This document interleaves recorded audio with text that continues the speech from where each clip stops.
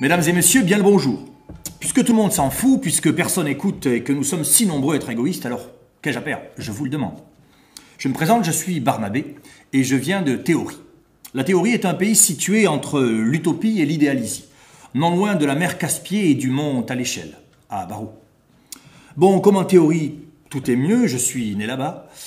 Et même si en théorie on ne choisit pas où l'on va naître, c'est toujours mieux d'avoir naquis quelque part pour mieux vous parler. Sinon, forcément, en théorie, tout devient plus compliqué.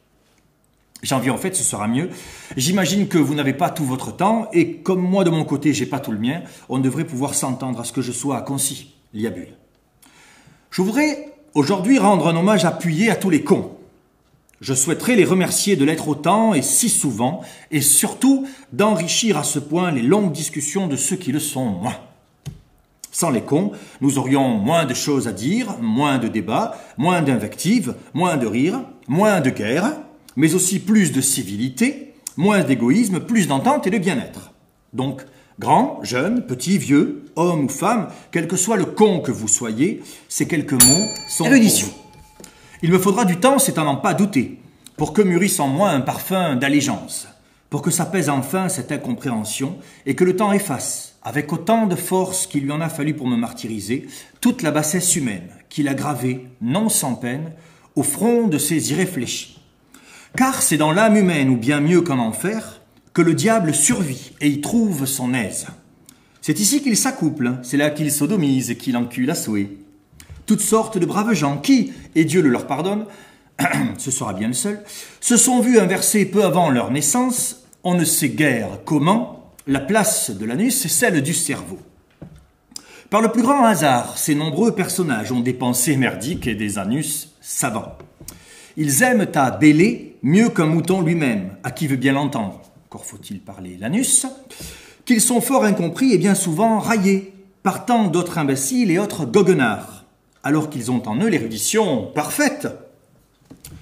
Ils savent mieux que quiconque, comme tout anus qui se respecte, où s'arrête la morale de la bienséance, où commence l'amour, qu'est-ce que l'amitié, qu'il est bien de penser d'une manière unique, surtout si c'est la leur, et sans les contredire.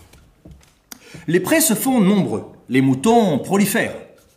Ils aiment bien à paître dans leurs propres ennuis. Ils se nourrissent bien et sont gras d'avaler toute la bêtise humaine qui pousse à foison, dans ces champs que cultivent les profonds ignorants. Et dans leur déjection stérile et si puante, lorsqu'ils sont attablés là où Satan préside, de leur bouche ne sort que merde et déjection.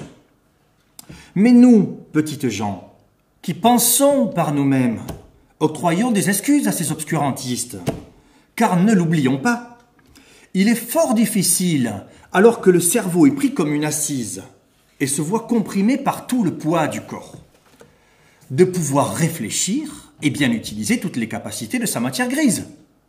Et l'anus étant, lui, sans aucune compression, il peut tout à son aise, lorsqu'il doit s'exprimer, déposer sur la table étron, diarrhée et fiente, que ces braves moutons pourront se partager.